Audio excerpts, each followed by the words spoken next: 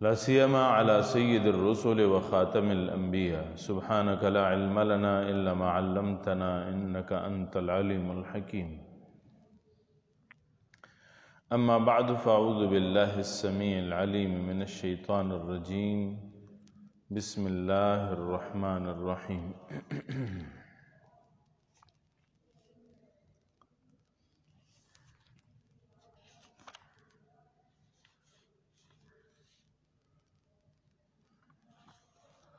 الف لام را کتاب انزلناه الیک لتخرج الناس من الظلمات الى النور بإذن ربهم الى صراط العزیز الحمید اللہ الذی له ما في السماوات وما في الارض وویل للکافرین من عذاب شدید.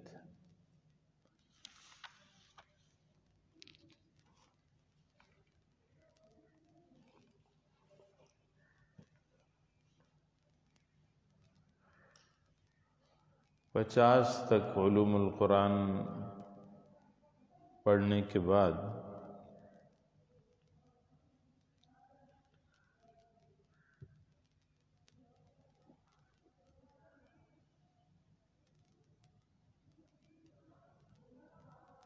وقت کی تنگی کا خیال رکھتے ہوئے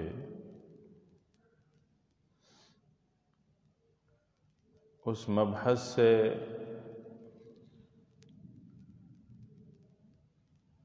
ہم نے ارادہ کیا کہ قرآن عظیم الشان کے تفسیر کی طرف آئیں اور باقی علوم القرآن کو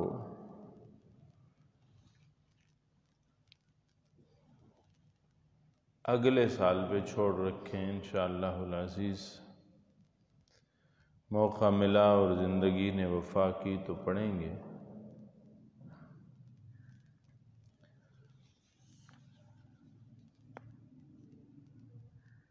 تفسیر القرآن میں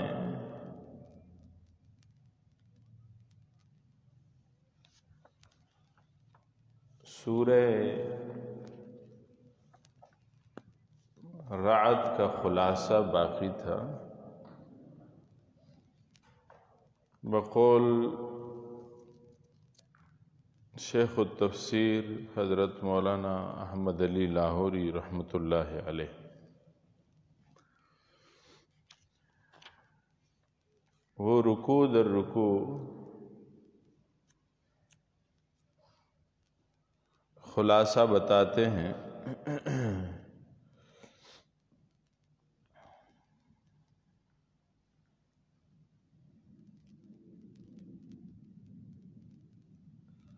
چنانچہ فرماتے ہیں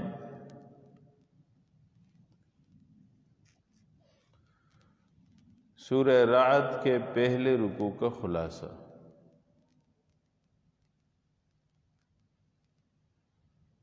بقول حضرت لاہوری یہ ہے کہ پہلے رکوع میں بتاتے ہیں نازل شدہ کتاب تو ضروریات کے مطابق تھی، لیکن معاندین نے اس کے ماننے سے انکار کیا.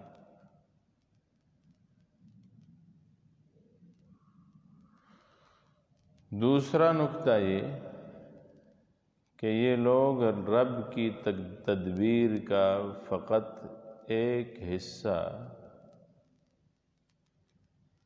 مانتے ہیں جو دکھائی دیتا ہے،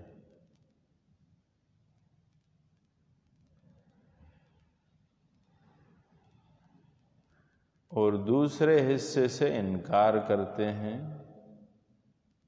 اس لیے قرآن کریم کی ضرورت نہیں سمجھتے.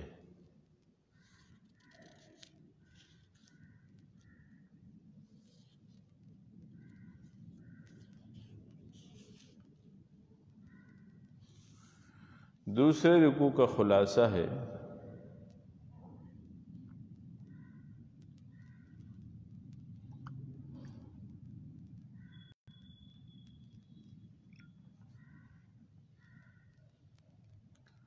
حکم الہی ان کی ہر حالت پہ حاوی ہے۔ اگر یہ لوگ اصلاح نہیں کرنا چاہتے تو اللہ تعالیٰ بھی ان سے بے پرواہ ہے۔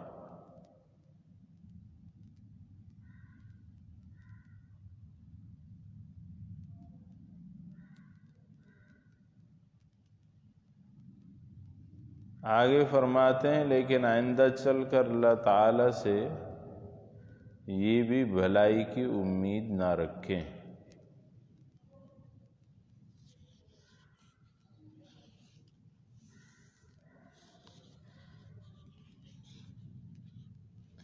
تیسرے رکوع کا خلاصہ ہے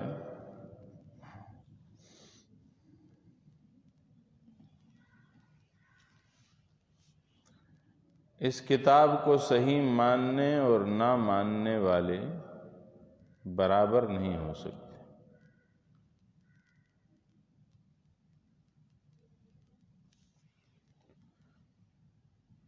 جس طرح دونوں کے طرز عمل میں فرق ہے، اسی طرح جزائے اعمال میں بھی فرق ہوگا۔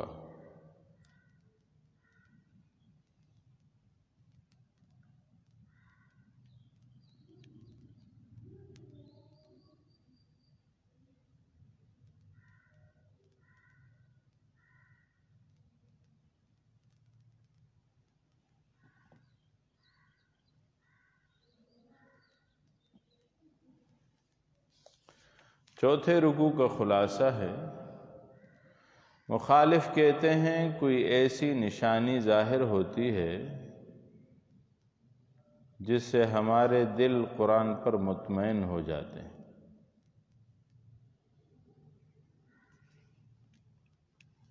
کوئی ایسی نشانی ظاہر ہوتی جس سے ہمارے دل مطمئن ہو جاتے ہیں۔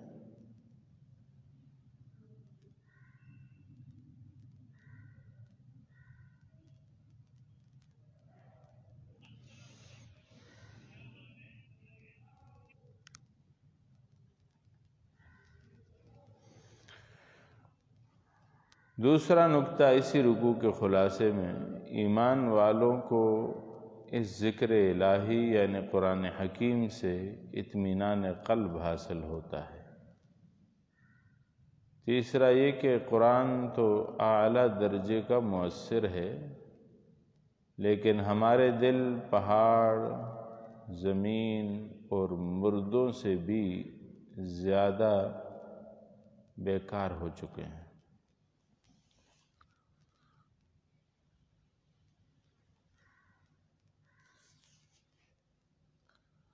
پانچویں رکوع کا خلاصہ ہے آپ سے پہلے بھی نبیوں کا تمسخر اڑایا گیا، انبیاء علیہم السلام کا مذاق کیا گیا۔ ایسے لوگوں کو پہلے اللہ تعالی نے مہلت دی، پھر دنیا میں عذاب چکھایا،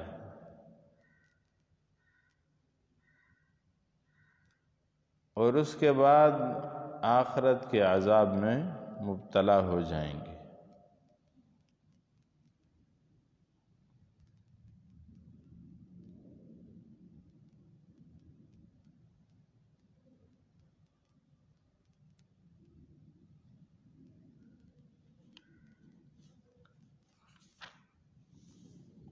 چھٹے رکوع کا خلاصہ ہے اگر انہیں آپ کے بیوی بچوں سے شبہ ہو رہا ہے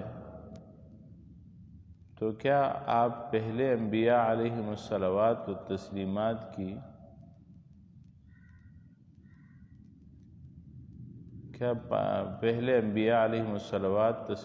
کی بیویاں نہیں تھیں، ان کے بچے نہیں تھے؟ قرآن ان کی بیویوں اور بچوں کا ذکر کرتا ہے۔ بہرحال آپ کا کام پیغام پہنچانا ہے، اس کے بعد ہم خود ان سے نمٹ لیں گے۔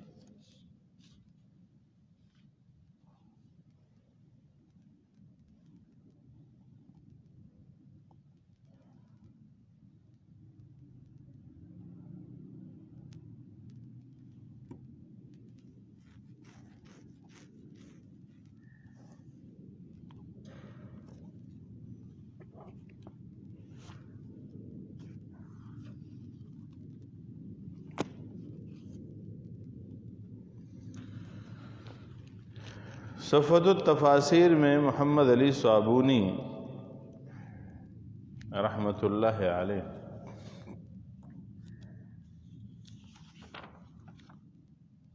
سورہ رعد کے بلاغات کا تذکرہ کرتے ہیں۔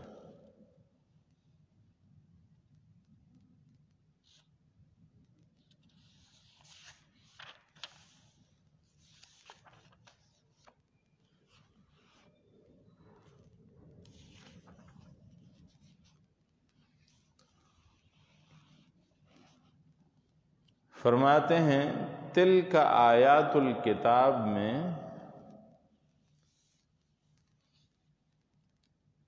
الاشارۃ بالبعید عن القریب،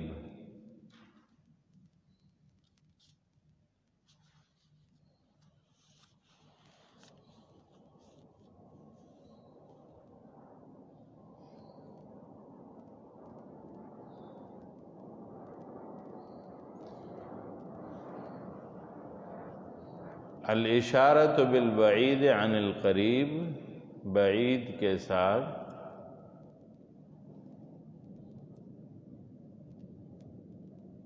قریب پر اشارہ، فی تلک الآیات الکتاب تنزیلا لها منزلۃ البعید للدلالۃ علی علو شانها ورفعۃ منزلتها، اس کے شان کی علو اور منزل کی مقام کی رفعت پہ دلالت کرتا ہے، بلاغت کا نقطہ ہے۔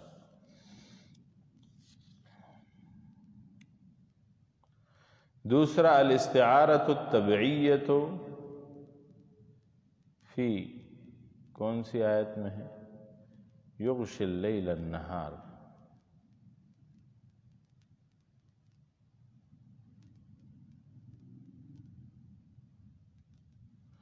شبہ ازالۃ نور النہار بواسطۃ ظلمۃ اللیل بالغطاء والکثیف، واستعار لفظ یغشی۔ یغشی اللیل النہار میں نور نہار کے ازالے کو مشابہت دی بواسطہ ظلمت لیل، بالغطاء اندھیرے اور ڈھانپنے کے ساتھ۔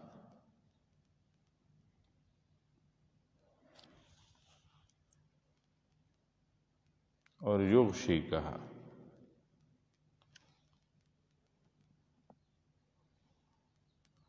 تیسرا ہے اتباق، فی تغیظ و تزداد،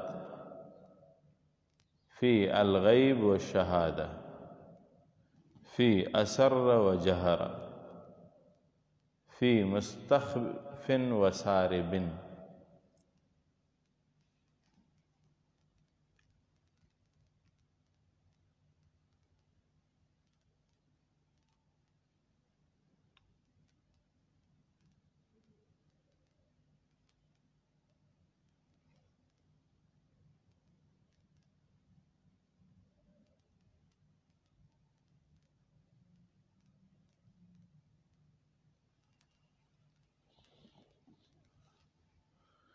اسی طرح خوفا و طمعا، اسی طرح طوعا و کرہا،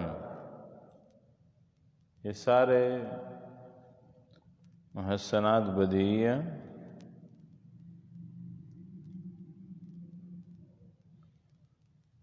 اور لفظیہ ہیں۔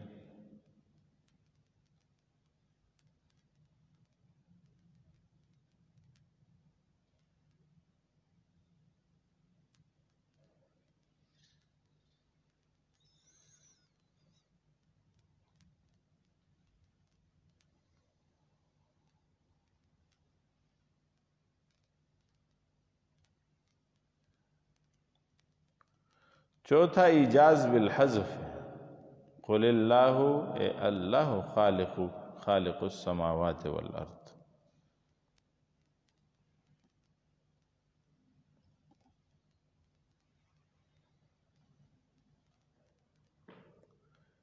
اسی طرح پانچواں نقطہ ہے تشبیہ تمثیلی، جسے کہا کباسط کفیہ،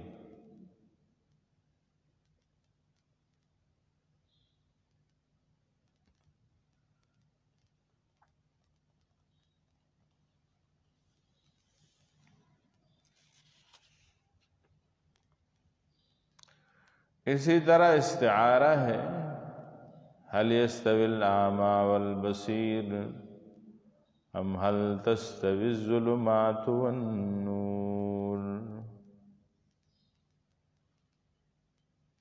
لفظ ظلمات اور نور کا استعارہ کس سے؟ کفر اور ایمان، یعنی ظلمات اور نور کو ذکر کر کے کفر اور ایمان مراد لیا، اعمیٰ اور بصیر کو ذکر کر کے مشرک جاہل اور مؤمن عاقل مراد لیا۔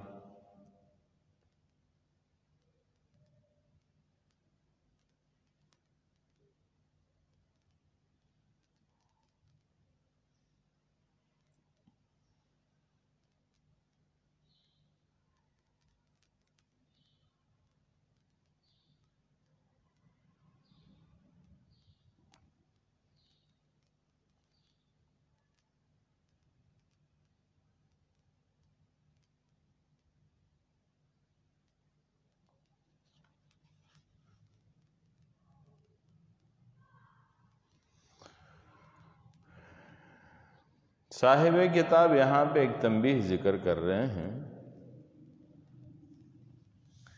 فرماتے ہیں یہاں معقبات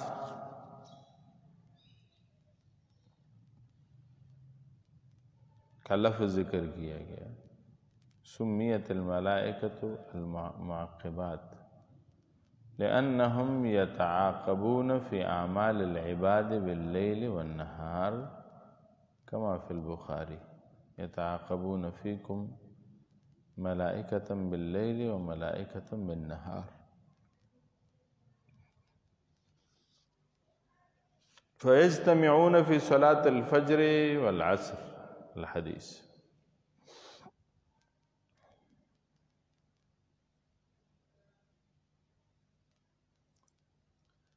کہ فرشتے مراد ہیں تو وہ تعاقب کرتے اعمال عباد کا لیل و نہار میں، جیسا کہ بخاری میں ہے کہ فرشتے تعاقب کرتے ہیں لیل میں اور نہار میں اور جمع ہوتے ہیں فجر میں اور عصر میں۔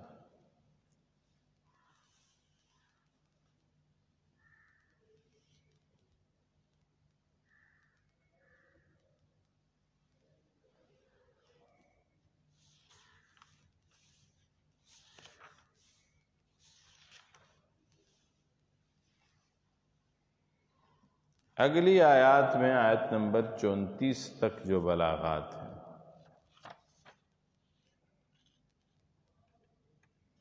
آیت نمبر 17 سے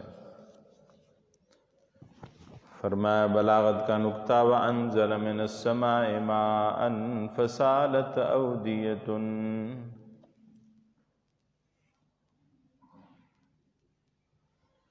الہ العالمین نے یہاں پہ حق اور باطل کی تشبیہ دی ہے، تشبیہ تمثیلی جسے کہتے ہیں۔ انزل من السماء ماء فسالت اودیہ،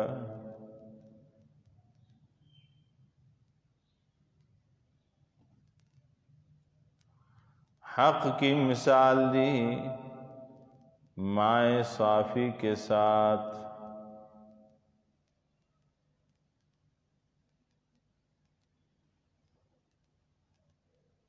اور جوہر صافی کے ساتھ، مائع صافی الذی یستقر فی الارض، اور جوہر صافی من المعادن الذی بہ ینتفع العباد، وہ خزانوں میں جسے لوگ فائدہ اٹھاتے ہیں۔ اور مثال باطل کی دی بالزبد، جھاگ کے ساتھ، والرغوة التي تظهر على وجه الأرض، والخبث گندگی کے ساتھ، من الجوہر الذی لا یلبس ان یتلاشا ویضمحل،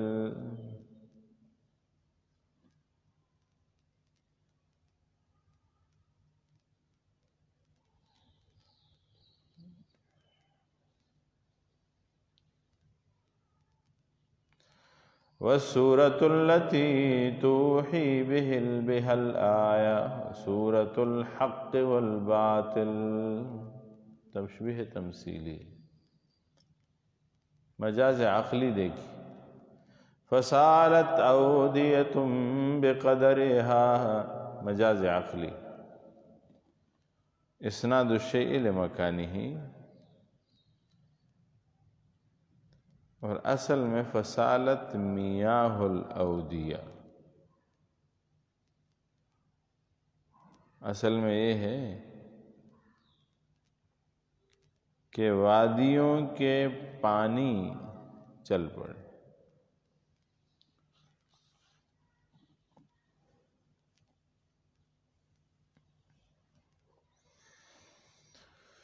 كذلك يضرب الله الحق والباطل، اس میں ایجاز بالحذف،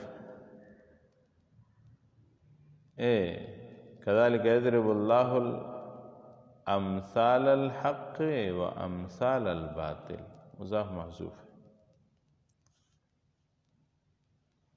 للذين استجابوا والذين لم يستجيبوا بينهما طباق السلب، اس میں بھی طباق ہے لیکن سلب کا، استجابوا اور لم يستجيبوا۔ پھر فرمایا کمن ہوا اعما شبہ الجہل والکفر بالعمی علی سبیل الاستعارة الطبعیة لأن المراد بالاعما الجاہل الکافر، فرماتے ہیں اعما کا ذکر کیا کیونکہ اعما سے انہوں نے جاہل اور کافر مراد لیا ہے۔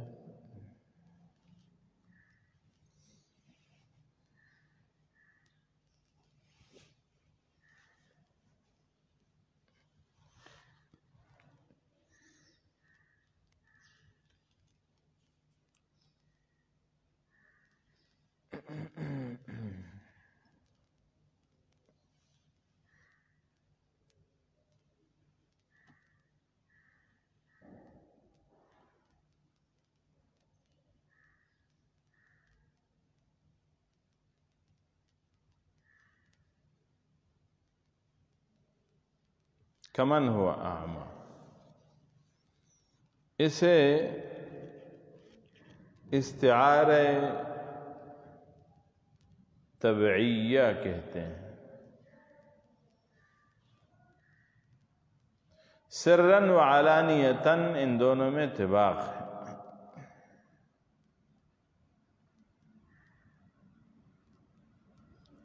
اسی طرح الحسن والسیئہ ان دونوں میں جس طرح ہے، یبسط الرزق ویقدر، یضل ویہدی، للتضاد بین اللفظین، اس میں طباق ہے ایسے کہ دو لفظوں میں تضاد آیا ہے۔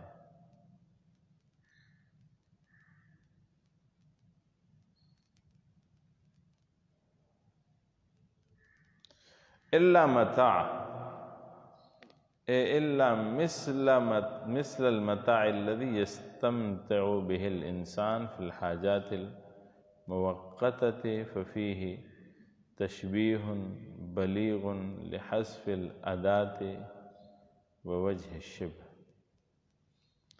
کہتے اس میں تشبیہ بلیغ ہے، اس میں اداة تشبیہ اور وجہ تشبیہ دونوں کو حذف کیا گیا ہے۔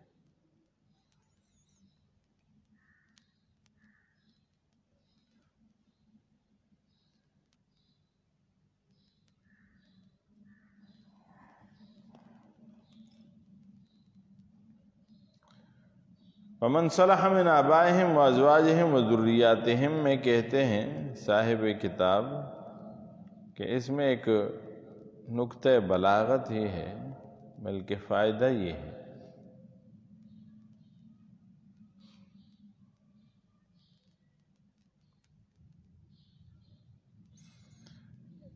اس میں فائدہ یہ ہے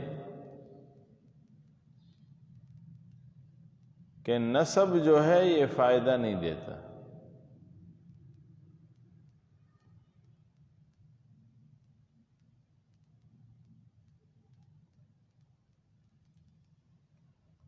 ان النسب لا ينفع اذا لم يحصل معه العمل الصالح، اگر اس کے ساتھ عمل صالح جڑا ہوا نہ ہو۔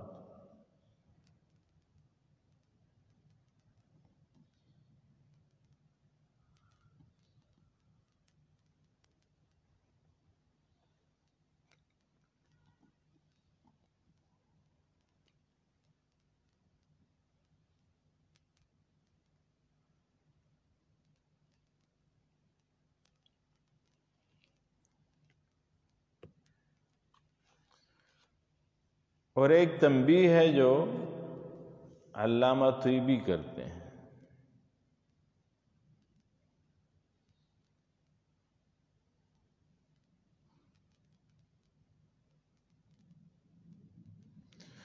افمن هو قائم على كل نفس، فرماتے ہیں فی هذه الآیہ احتجاج بلیغ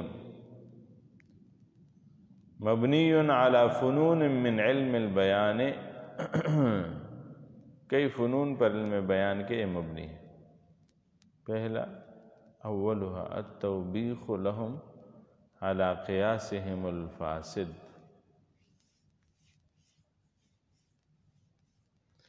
فی عبادت غیر اللہ، پہلا تو ان کے لیے توبیخ ہے کہ قیاس فاسد کیوں کیا۔ دوسرا وضع الظاہر موضع الضمیر، ظاہر کو ضمیر کے مقام پر لا ہے، وَجَعَلُوا لِلَّهِ شُرَكَاءَ،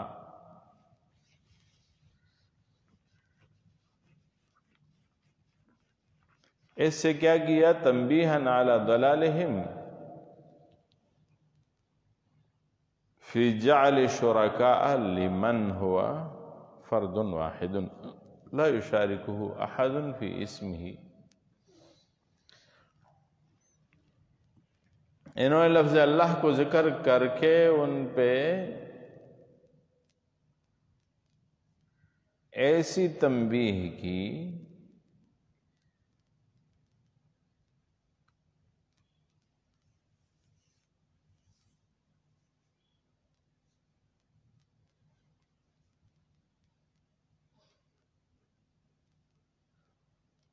کہ ظاہر کر دیا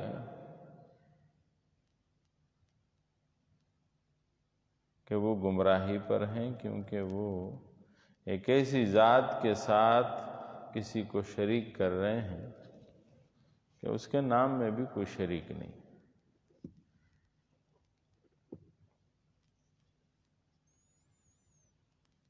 تیسرا نقطہ انکار لوجود الشرکاء علی وجہ برہانی، دلیل کے ساتھ اس بات کا انکار کیا کہ اللہ کا کوئی شریک نہیں۔ قل سموہم،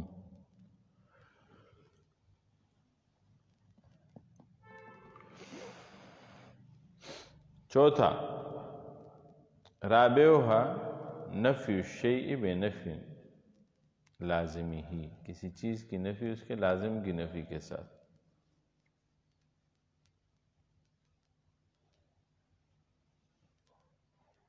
ام تنبئونہ بما لا یعلم، پانچواں الاحتجاج علیہم بطریق التدریج لبعثہم علی التفکر ام بظاہر من القول،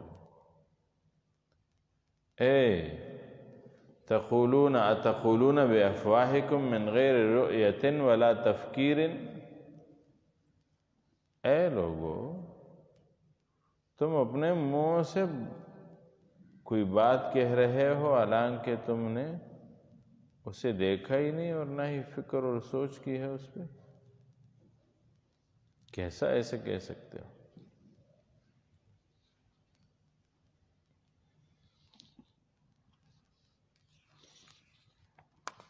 بہرحال یہ تنبیہات تھی۔ اگلی آیات میں بلاغت کے نکتے ہیں۔ تشبیہ، کذالک ارسلناک، فرمایا وفی کذالک انزلناہ، یہ مرسل مجمل ہے، اسے مرسل مجمل کہتے ہیں، یسمى مرسلا مجملا۔ دوسرا نکتہ الایجاز بالحذف، فی کس چیز میں؟ اکلها دائم وظلها، اے ظلها دائم، اکلها دائم وظلها دائم۔ ایسے درخت ہیں جن کے میوے بھی ہمیشہ ہوتے ہیں اور سائے بھی ہمیشہ ہوتے ہیں۔ تیسرا المقابلۃ فی تلک عقبی الذین اتقوا وعقبی الکافرین النار، محسنات بدیہیہ میں سے۔ چوتھا جناس اشتقاق، فی وَأَرْسَلْنَا رُسُلًا،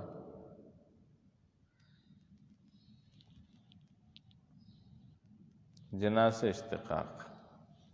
طباق دیکھیے، یمحو ویثبت،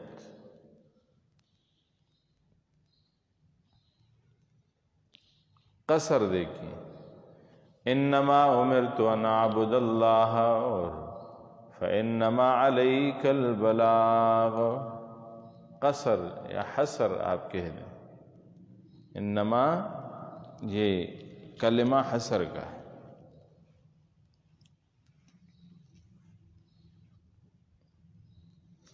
مجاز مرسل، نأتی الارض، نأتی الارض ننقصها من اطرافها، ہم آئیں گے زمین کی طرف۔ اس کا مطلب کیا ہے؟ یاتیہا امرنا وعذابنا، ہم نہیں، ہمارا امر آئے گا اور ہمارا عذاب آئے گا۔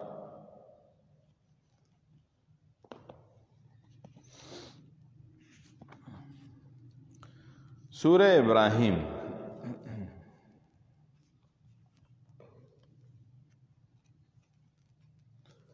آگے بڑھتے ہیں سورہ ابراہیم کی طرف۔ سورہ ابراہیم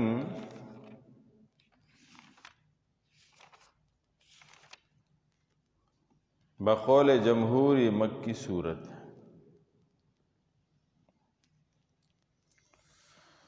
دو آیتوں کے بارے میں ابن عباس اور قتادہ کا اختلاف ہے، اور بعض لوگ 3 آیات بتاتے ہیں۔ جو 2 آیتیں بتاتے ہیں وہ کون سی ہیں؟ آیت نمبر 28 اور آیت نمبر 29۔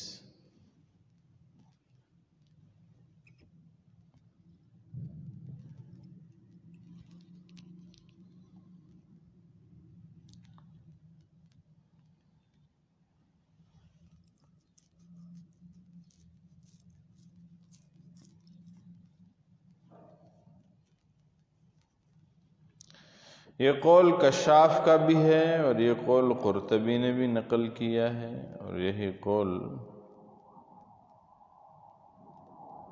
سواوی نے بھی نقل کیا ہے۔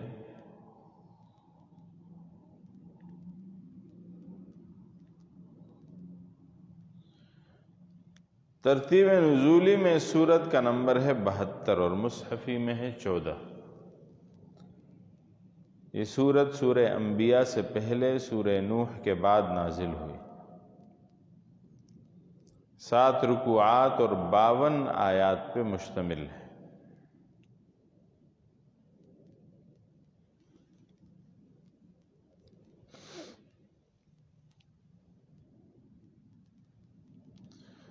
تعداد آیات کے حوالے سے ساوی نے اس میں 4 اقوال نقل کیے ہیں۔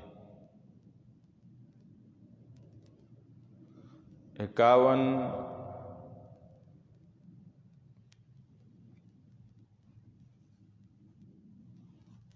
46 54 اور 55 اور 52 تو یہاں ذکر ہے جو جمہور کا قول ہے،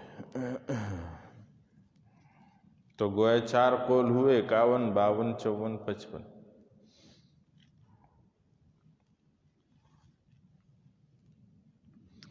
اس میں 861 کلمات اور 3434 حروف ہیں۔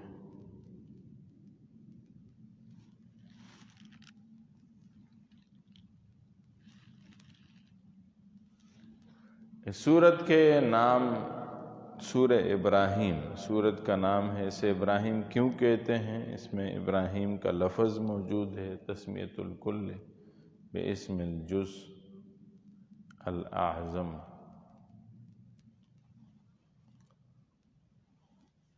اور اس میں ابراہیم علیہ السلام اور اس کے اولاد کا ذکر ہے، ان کا واقعہ بیان ہو رہا ہے۔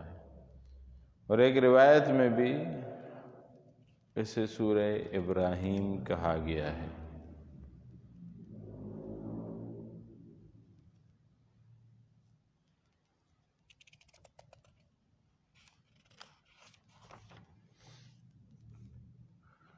سورہ ابراہیم کا دعویٰ ہے تذکیر بایام اللہ اور تشبیہ علی التبلیغ،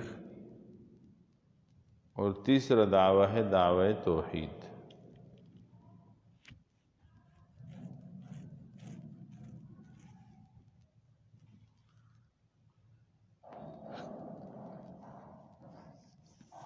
سورت کا خلاصہ، مضامین سورت کا خلاصہ، 3 عقلی دلائل ہیں اس میں اور 2 نقلی دلائل، 2 تخویفات دنیاویہ، 5 اخروی تخویفات،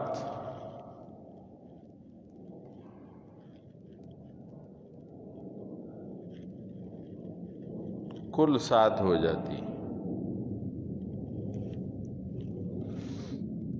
کلمہ طیبہ اور کلمہ خبیثہ کی تمثیل اور ثمرات۔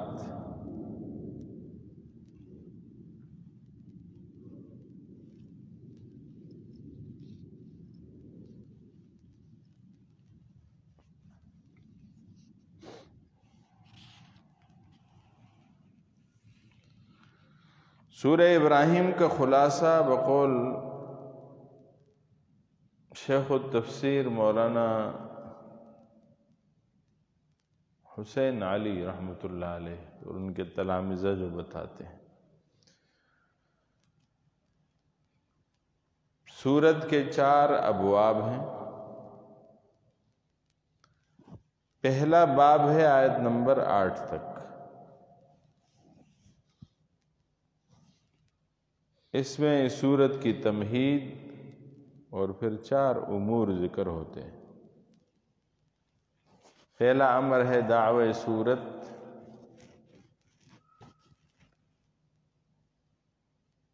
تشبیہ،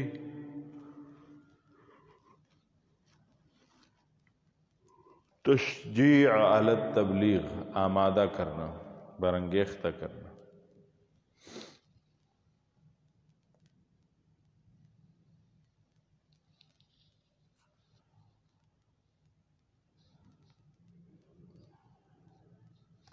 پہلی آیت میں اس کا ذکر ہے، پھر مختصر دلیل عقلی ہے آیت نمبر 2 میں، پھر زجر ہے بحب الدنیا، دنیا سے محبت کرنے پر زجر، پھر موسیٰ علیہ السلام کا واقعہ آیت نمبر 5 میں، اور ساتھ میں دعوی سورت۔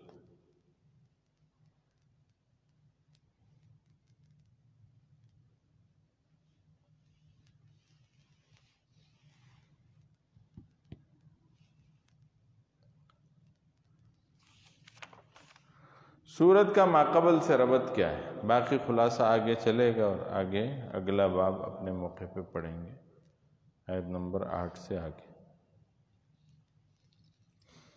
سورہ ابراہیم کا ماقبل سے ربط کیا ہے؟ اس کا ماقبل میں ترتیب مصحفی کے اعتبار سے سورہ رعد، سورہ رعد میں تنبیہات تھی انکار کفار پر، یہاں تذکیر ہے مع واقعات، دنیاوی بھی اور اخروی بھی۔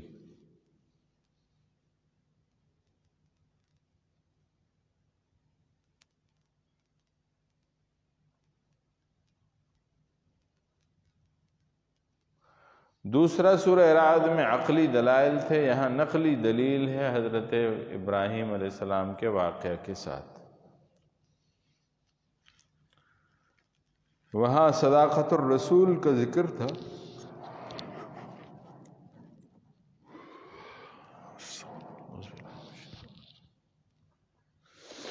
یہاں تشجیع علی التبلیغ کا ذکر ہے للرسول۔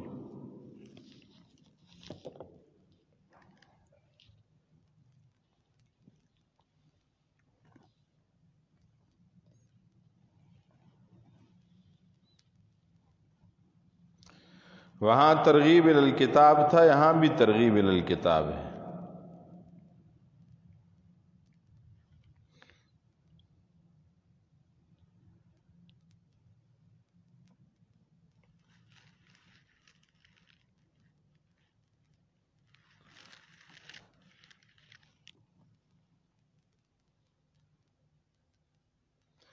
وہاں دلیل عقلی اور وحی ہے، یہاں دلیل عقلی اور نقلی ہے۔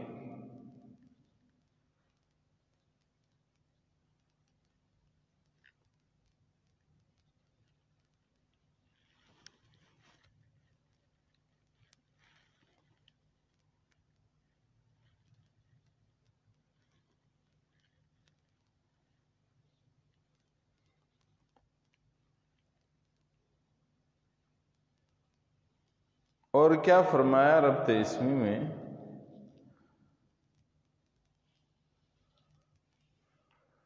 وَلَا تَحْمِلْ عَلَيْنَا مَا حَمَلَهُ دُوَ يُوسُفُ وَوَفِّقْنَا لِنُسَبِّحَكَ مِثْلَ الرَّعْدِ۔ جو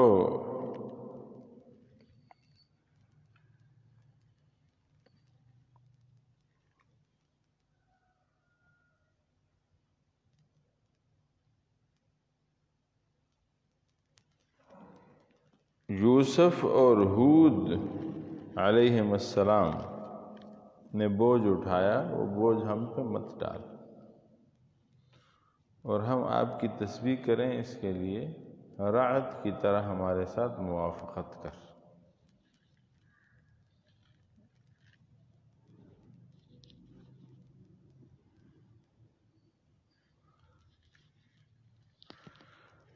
ترتیب نزولی کے اعتبار سے اگر ماقبل کی صورت مان لی جائے اور ربط مان لی جائے تو یوں ہوگا کہ سورہ ابراہیم سے پہلے سورہ نوح نازل ہو۔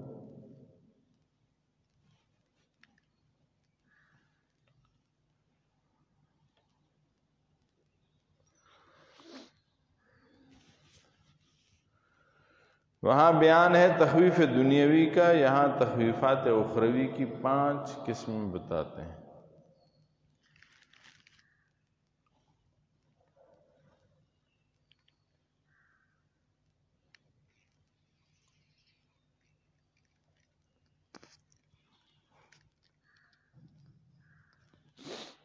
وہاں ذکر ہے دلیل نقلی کا، یہاں واقعہ ہے مخصوص ابراہیم علیہ السلام۔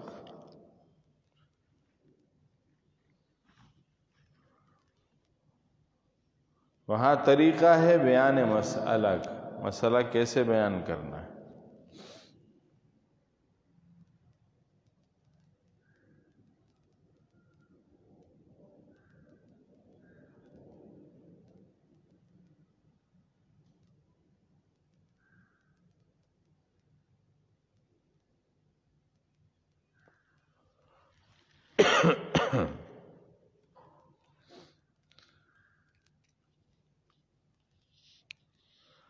وہاں دادے کا ذکر ہو رہا تھا نوح علیہ السلام کا، یہاں پوتے کا ذکر ہو رہا ہے جس سے ایک نسل چلتی اور ایک نسل ہدایت پاتی۔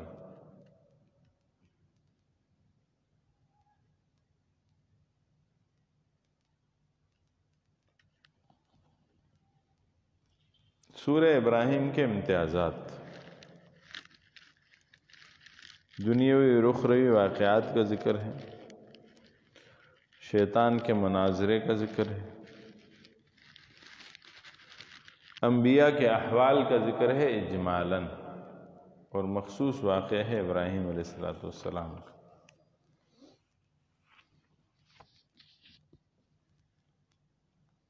اس صورت میں شان نزول اور مشکلات القرآن نہیں ہے، مشکلات القرآن بقول شان ورشا کشمیری۔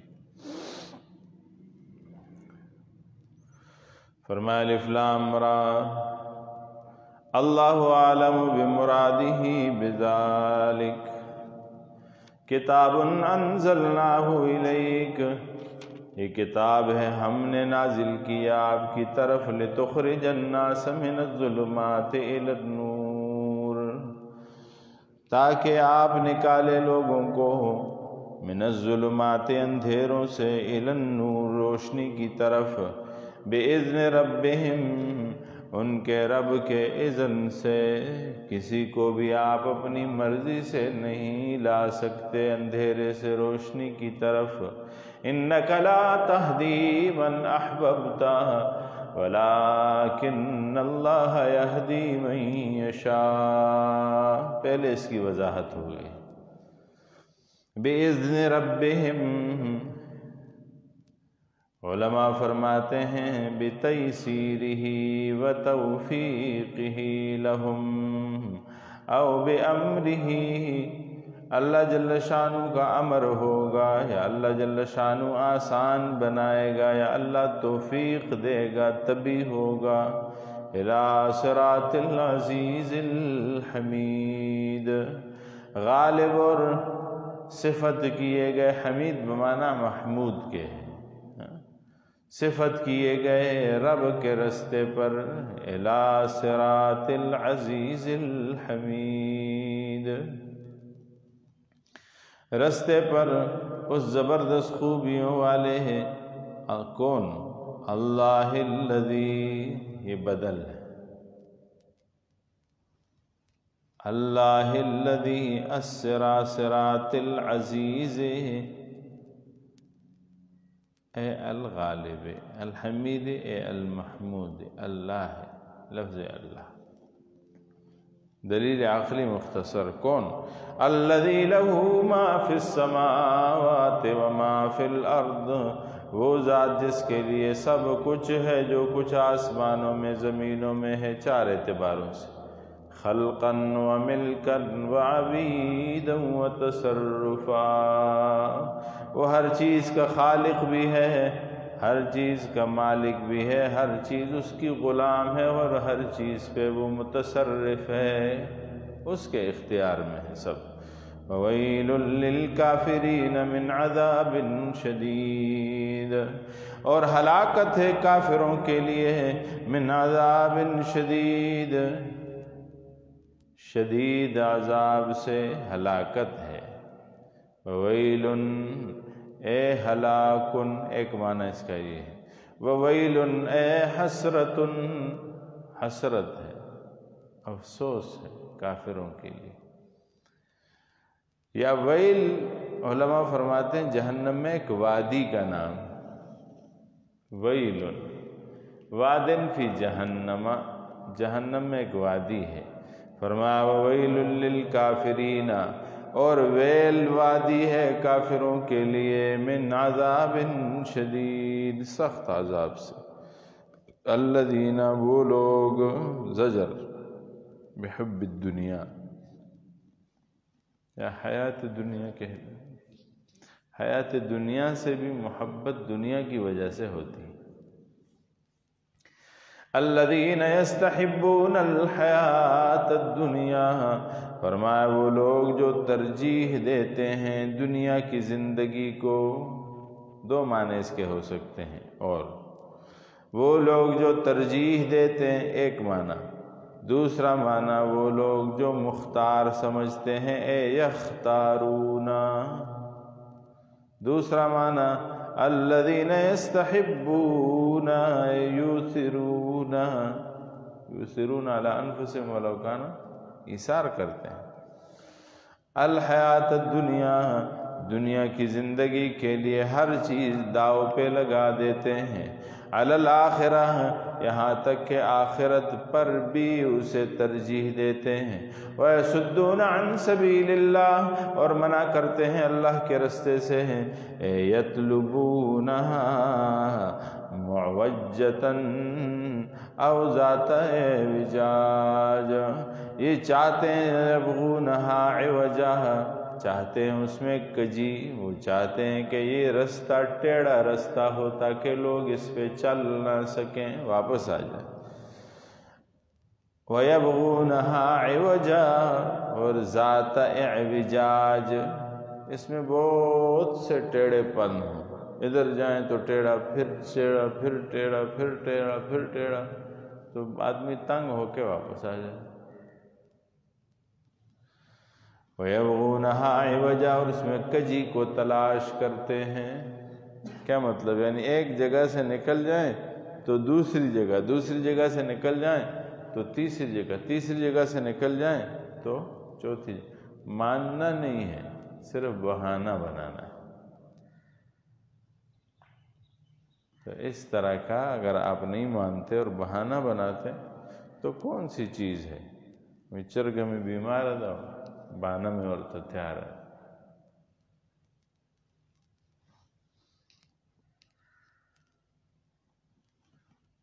پہلے سے یہ نیت کیا ہوا تھا کہ مرغی کو چھوڑنا نہیں، کھانا۔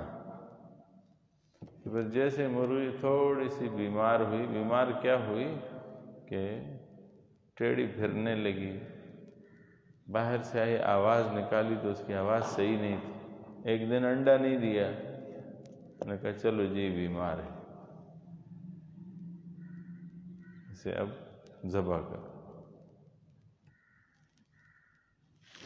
انہوں نے اسلام کو ماننا نہیں، مذہب کو ماننا نہیں، تو بہانے بنا کے اس میں ٹیڑھا پن تلاش کرتے ہیں۔ یبغونہا عوجا، کیونکہ جس میں ٹیڑھا پن ہوتا ہے اس میں تلاش نہیں کرنا پڑتا۔ اسلام میں کوئی ٹیڑھا پن نہیں، اس میں جب یہ تلاش کرتے ہیں نا کہ فلاں آدمی ایسا ہے تو فلاں ایسا ہے تو فلاں ایسا ہے تو فلاں ایسا ہے، نہیں آدمی تو بہت اچھا ہے لیکن فلاں وجہ جو ہے وہ، نبی کریم صلی اللہ علیہ وسلم کے لیے یہی لوگ یہ باتیں استعمال کرتے۔ وہ صادق ہے، سچا، ہم مانتے ہیں، وہ امین ہے، ہم مانتے ہیں، وہ بڑے خاندان کا ہے، ہم مانتے ہیں، وہ شریف نفس ہے، ہم مانتے ہیں، وہ باحیا ہے، ہم مانتے ہیں، وہ وعدے کو پورا کرنے والا ہے، ہم مانتے ہیں، وہ جھگڑے ختم کرنے والا ہے، وہ غریبوں کا سہارا ہے، وہ یتیموں کا آسرا ہے، وہ لوگوں کا بوجھ اٹھانے والا ہے، وہ مریضوں کی عیادت کرنے والا ہے، وہ مہمان نواز ہے، وہ سخی ہے، بہت سی صفات۔ لیکن یہ جو بات کرتا ہے نا کہ اپنے آباء و اجداد کے خداؤں کو چھوڑ دو، یہ بات جو ہے نا، یہ بات صحیح نہیں کر رہا ہے۔ اس وجہ سے پھر ہم کہتے ہیں کہ اور چیزیں بھی مشکوک ہیں، یہ بھی صحیح نہیں۔ یہ نہیں دیکھتے کہ اس میں 100 باتیں ٹھیک ہیں اور ایک جو ہمیں غلط لگ رہی ہے شاید اس میں ہم غلط ہوں، یہ نہیں دیکھتے، تو اس میں کجی تلاش کرتے ہیں، زور سے بناتے ہیں، پھر نہیں یہ فلاں کام جو کر رہے بھی صحیح نہیں ہے، وہ اس وجہ سے صحیح ہے۔ وَيَبْغُونَهَا عِوَجًا أُولَٰئِكَ فِي ضَلَالٍ بَعِيدٍ، اللہ فرماتے ہیں وَمَا أَرْسَلْنَا مِن رَّسُولٍ إِلَّا بِلِسَانِ قَوْمِهِ، اور نہیں بھیجا ہم نے کوئی رسول مگر اپنے قوم کی زبان کے ساتھ، لِيُبَيِّنَ لَهُمْ، تاکہ وہ بیان کرے ان کے لیے، لِيُبَيِّنَ لَهُمْ، کیونکہ آدمی اپنی مادری زبان میں جو بیان کر سکتا ہے وہ کسی اور زبان میں نہیں کر سکتا ہے۔ بِلِسَانِ قَوْمِهِ، اس میں قرآن نے، بعض لوگوں نے اسے لسانیت کی اہمیت کو ذکر کرنا مقصود مانا ہے۔ قرآن کریم یہ بتاتا ہے، قرآن لسانیت کے خلاف، قومیت کے خلاف، قرآن اسلامی بھائی چارے کی دعوت دیتا ہے۔ رنگ نسل کچھ بھی ہو، نبی کریم صلی اللہ علیہ وسلم نے کیا فرمایا حجۃ الوداع کے موقع پر؟ جہاں یہ کہا کہ میں تم میں کتاب و سنت چھوڑ کے جا رہا ہوں، وہاں یہ بھی فرمایا کہ رنگ اور نسل، خاندان و زبان، اس میں کوئی چیز معتبر نہیں۔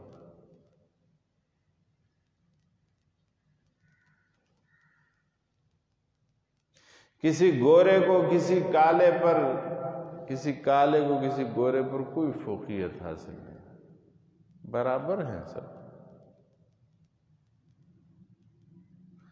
لیکن یہ بات ضرور بتا دی، وَمَا أَرْسَلْنَا مِن رَّسُولٍ إِلَّا بِلِسَانِ قَوْمِهِ، بلسان قومی، جو بھی معلم آتا ہے، مدرس آتا ہے، پیغمبر آتا ہے، وہ جب بیان کرتا ہے تو اس کی بیان کو سامنے والا سنتا ہے، سمجھتا ہے، یعنی اس میں فصاحت بھی ہوتی ہے اور بلاغت بھی ہوتی ہے۔ فصاحت کسے کہتے ہیں؟ کہ جس میں قواعد فصاحت مکمل ہو، زبان اس کی فصیح ہو، نحو صرف کے قواعد اس میں پورے ہوں، سخت الفاظ کا استعمال وغیرہ اس میں نہ ہو، غلط الفاظ کا استعمال نہ ہو، غیر مرتب نہ ہو،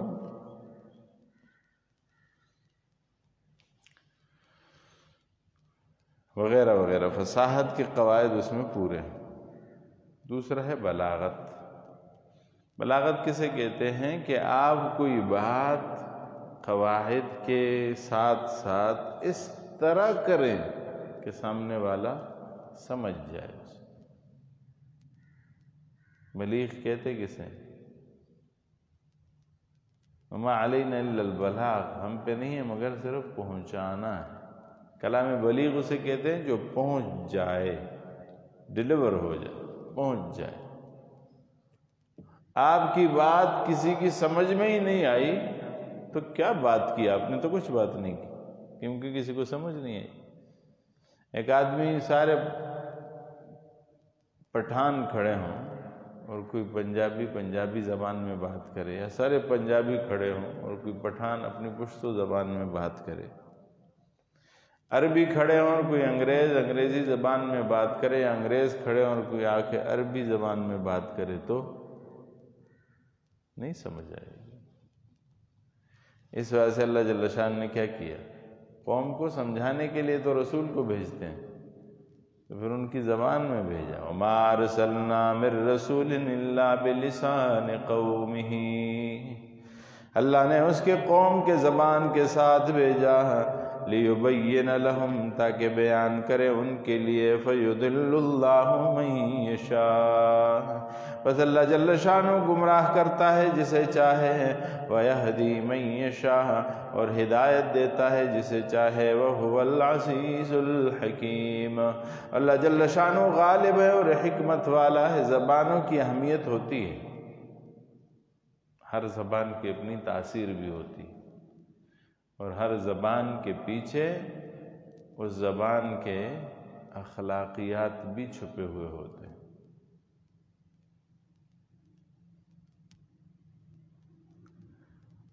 اس زبان کے ساتھ اس کے زبان بولنے والوں کے معاشرتی اثرات بھی ہوتے ہیں، لیکن باوجود اس کے بہت زبانیں سیکھنا اچھی بات ہے، بری بات نہیں۔ انگریزی بھی سیکھیے، اردو بھی سیکھیے، پشتو بھی سیکھیے، پنجابی، سندھی، سنسکرت، فارسی، عربی، سب سے زیادہ اہم زبان عربی ہے کسی مسلمان کے لیے، عربی سیکھیے۔ آج کے دور کی زبان ہے چائنا، وہ سیکھیے۔ فرانس کی زبان اور مختلف زبانیں چلتی ہیں، وہ زبانیں سیکھی، کوئی حرج نہیں۔ مادری زبان میں جس طرح بات آپ کسی کو سمجھا سکتے ہیں ویسے بات کسی اور زبان میں آپ نہیں سمجھا پائیں گے، کیونکہ مادری زبان مادری ہوتی، ماں کی زبان۔ بعض نے کہا ہے کہ بچپنے کی زبانیں جو ہوتی ہیں، بچپن سے ہی کچھ زبانیں ایسی ہوتی ہیں جو آپ کے ساتھ جڑ جاتی ہیں، ابتدا ہی سے آپ ان زبانوں کے ساتھ جڑ جاتے ہیں، جیسے آپ بولنا شروع کرتے ہیں وہ زبانیں آپ کے سامنے آتی۔ تو ایسی تمام زبانوں میں اگر کسی بچے نے عبور حاصل کیا، مثلا کسی بچے کی ماں ہے تو پاکستانی لیکن انگلستان میں رہ رہی ہے، وہاں بچہ پیدا ہوا، تو اسے پشتو زبان یا اردو زبان جو اس کے ماں کی زبان ہے یا پنجابی زبان جو اس کے ماں کی زبان ہے وہ تو آئے گی کیونکہ اس کی مادری زبان ہے، لیکن اس کے ماحول میں جو زبان ہے وہاں پہ وہ انگلش، آس پاس میں، اسکول میں، مدرسے میں، مسجد میں، جو آس پاس کے بچے آس پاس میں جو رہتے ہیں، کھیل کے میدان میں جب وہ جاتا ہے تو بچے کھیلتے ہیں، وہ بھی تو بچپنے میں جو زبانیں آپ کے ارد گرد ہوتی ہیں وہ بھی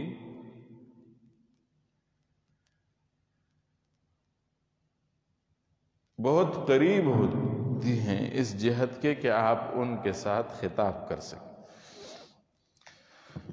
بہرحال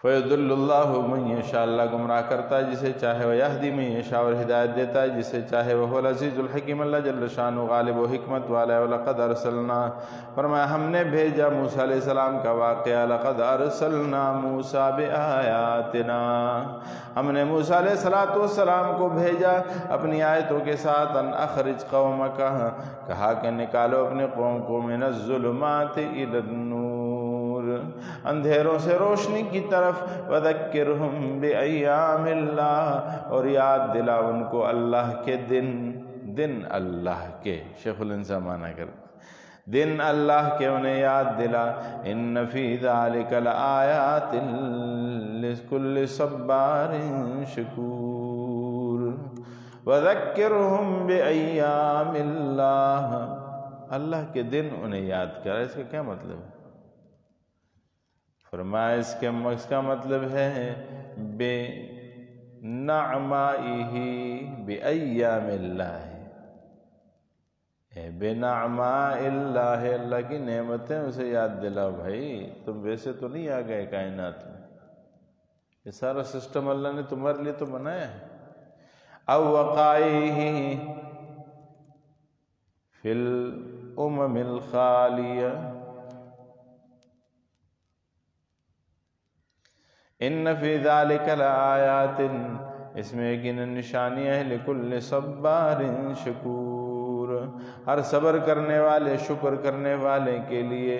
صبر کا ذکر پہلے کیا، شکر کا ذکر بعد میں کیا، کیونکہ صبر مقدم ہے، شکر مؤخر ہے۔ پہلے صبر کرو گے تو شکر کا موقع ملے گا، پھر شکر پہ شکر کرو گے تو اضافہ ملے گا۔ پہلے مصیبت پھر آرام، ان مع العسر یسرا، عسر پہلے ہے، یسر بعد میں۔ عسر پہ صبر کرو گے تو یسر آئے گا، یسر پہ کیا کرنا ہے؟ شکر کرو گے، وَلَئِن شَكَرْتُمْ لَأَزِيدَنَّكُمْ، ہم بڑھا کے دیں گے۔ ان فی ذالک لآیات لکل صبار شکور، وَإِذْ قَالَ موسیٰ، جب کہا موسیٰ علیہ السلام نے، لقومہ، اس کے قوم کے لیے پیغام، اذکروا نعمت اللہ، یاد کرو اللہ کی نعمت کو، یعنی اب پیغام دے رہے ہیں۔ وہاں کیا کہا؟ لِتُخْرِجَ النَّاسَ مِنَ الظُّلُمَاتِ إِلَى النُّورِ۔ اب یہ پیغام دے رہے ہیں تاکہ لوگ اندھیروں سے روشنی کی طرف آئیں۔ کیا کہہ رہے ہیں؟ اذکروا نعمت ربک، اپنے رب کی نعمت کا ذکر کرو، علیکم تم پر، اذ انجاکم، جب اس نے تمہیں نجات دی، من آل فرعون، فرعون کے آل سے، یسومونکم، تفصیل واقعہ ذکر چکا ہے موسیٰ علیہ السلام اور فرعون اور اس کی قوم کا۔ من آل فرعون یسومونکم سوء العذاب، وہ دیتا تھا تمہیں سخت عذاب، یسومونکم اے یذیقونکم، تمہیں چکھاتا تھا، یا یوں کہیں یکلفونکم، وہ تمہیں تکلیف کے دیتا تھا، سوء العذاب، سخت عذاب کیا کرتا تھا؟ یذبحون ویذبحون ابناءکم، واو عاطف آیا ہے، یہ عاطف جو ہے ما قبل کو ما بعد سے، ما بعد کو ما قبل سے الگ کرتا ہے، یعنی زید و عمر الگ الگ ہو گیا، زید الگ ہے، عمر الگ ہے۔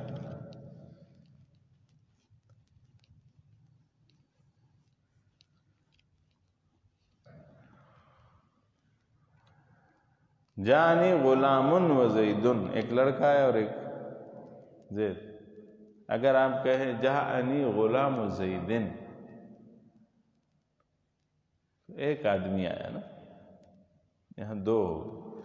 یہاں فرماتے ہیں یسومونکم سوء العذاب، وہ تمہیں دیتے ہیں برا عذاب، وَيُذَبِّحُونَ أَبْنَاءَكُمْ، اور ذبح کرتے ہیں ابناءکم، تمہارے بچوں کو، تمہارے بچوں کو ذبح کرتے ہیں، گویا کہ عذاب بھی دیتے ہیں لیکن عذاب کے مختلف طریقے ہیں، یا تو یہ وضاحت کرنا ہے۔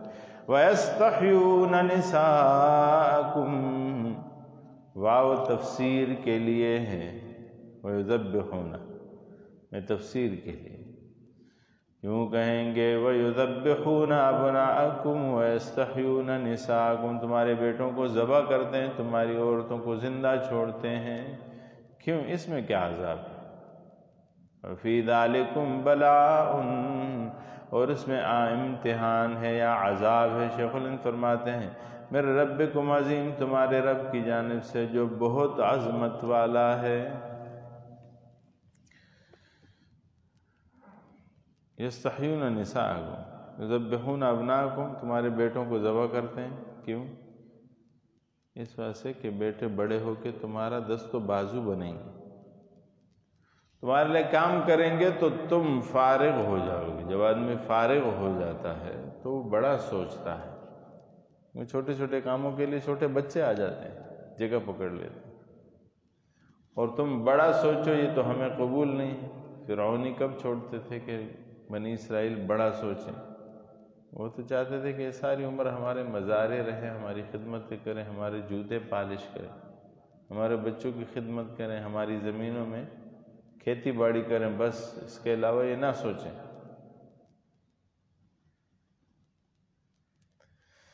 موسیٰ علیہ السلام بنی اسرائیل میں سے نکلا، اس نے سوچا تو تخت فرعون خطرے میں پڑ گیا۔ اگر کوئی اور بنی اسرائیلی سوچتا تب بھی خطرے میں پڑ جاتا۔ ایک، بیٹوں کو ذبح کرتے ہیں تاکہ تمہیں معاون نہ ملے، بیٹوں کو ذبح کرتے ہیں کہ کل تم جھگڑے کے قابل نہ رہو، کیونکہ لڑائیاں تو جوانوں کے سر پہ ہوتی ہیں۔ وَيَسْتَحْيُونَ نِسَاءَكُمْ، تمہاری عورتوں کو زندہ چھوڑتے ہیں، کیوں؟ يَسْتَبِقُونَ بَنَاتِكُمْ لِلْخِدْمَتِ، تمہاری بیٹیوں کو چھوڑتے ہیں تاکہ بیٹیاں پیدا ہوں، وہ گھر کا زینت ہوتی ہیں، گھر کے کام کاج کرتے ہیں، تو انہیں اپنے گھروں میں کام کاج کے لیے لڑکیاں چاہیے تھیں، تو اس وجہ سے کیا۔ یستحیون نساءکم، اس میں عذاب کیسا ہے؟ عورتیں زیادہ ہوں، مرد کم ہوں، اور سوچ بھی آج والی ہو۔ آج والی سوچ کیا ہے کہ ایک مرد ایک ہی شادی کرے، اس کے علاوہ نہیں کرنی چاہیے، ہندوانہ رسم ہے اور اس پہ بڑا زور لگتا ہے۔ تو جس نے بھی اس سوچ کو سوچا تو کیا ہوگا، رکاوٹ بن جائے گی وہ عورت دوسری عورت کے لیے۔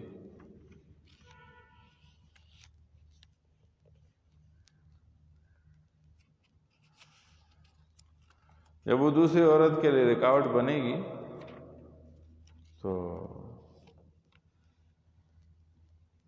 عورتیں زیادہ ہو گئیں اور رکاوٹ بن گئی تو آپس میں اختلاف ہوگا۔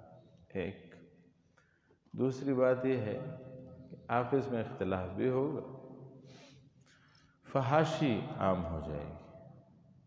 جس طرح مرد کی جسمانی ضرورت ہے اس طرح عورت کی بھی جسمانی ضرورت ہے، تو اگر اس کی جسمانی ضرورت کے لیے مقام اور محل نہیں ہے، صحیح محل نہیں ہے کہ کوئی اس سے نکاح کر سکے، تو کیا کرے گا؟ لا محالہ اس نے جسم کی ضرورت کو پورا کرنے کے لیے زنا کا رستہ پکڑنا، اور یہ قوم کے لیے عذاب ہے۔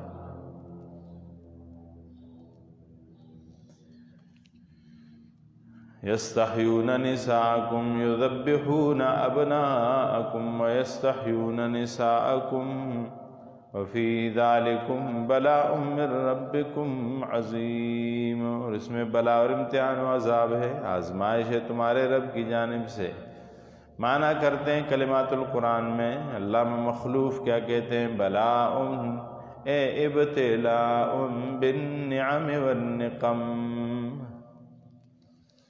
وَإِذْ تَأَذَّنَ رَبُّكُمْ، اور جب تم کو اطلاع دی ربکم انکم، جب تمہیں اطلاع دی تمہارے رب نے ہے اگر تم شکریہ ادا کرو گے تو ہم بڑھا کے دیں گے، وَلَئِن كَفَرْتُمْ، اور اگر تم ناشکری کرو گے ان عذابی لشدید۔ کیا فرمایا؟ وَلَئِن شَكَرْتُمْ یا بنی اسرائیل نعمتی، میری نعمتوں کا شکر ادا کرو، فآمنتم وَأَطَعْتُمْ نَبِيَّكُمْ، تم ایمان لے آؤ اور اپنے نبی کی اطاعت کرو، لَأَزِيدَنَّكُمْ، میں تمہارے لیے اضافہ کروں گا، فِي النِّعْمَةِ فَإِنَّ الشُّكْرَ قَيْدٌ لِلْمَوْجُودِ وَصَيْدٌ لِلْمَفْقُودِ۔ شکر جو ہے یہ قید ہے، جو آپ کے پاس ہے شرط ہے کہ اس کا شکر ادا کرو، تو یہ کیا ہے؟ صید للمفقود، جو چیز آپ کے پاس نہیں ہے یہ آپ کا شکر جو ہے یہ شکار ہے، یہ اس چیز کو پکڑتا ہے جو چیز آپ کے پاس نہیں ہے۔ تو شکر ادا کرو تو اللہ اور بڑھا کے دیں گے۔ فرمایا فَإِنَّ الشُّكْرَ قَيْدٌ لِلْمَوْجُودِ وَصَيْدٌ لِلْمَفْقُودِ، مظہری نے لکھا ہے۔ قال رسول اللہ صلی اللہ علیہ وسلم من اعطى الشکر لم يحرم الزیادہ، جس نے شکر ادا کیا وہ زیادت سے محروم نہیں ہوگا، کیونکہ اللہ خود فرما رہے ہیں۔ قیل معناہ لئن شکرتم بالطاعۃ لأزیدنکم فی الثواب، ابن عباس نے ایک اور معنی کیا ہے، وہ کیا کہتے ہیں؟ وہ کہتے ہیں کہ اگر تم شکر کرو گے، کیسے کہ اطاعت کرو، تو ہم اضافہ کر کے دیں گے ثواب میں، تم عبادت کرو ہم ثواب دیں گے۔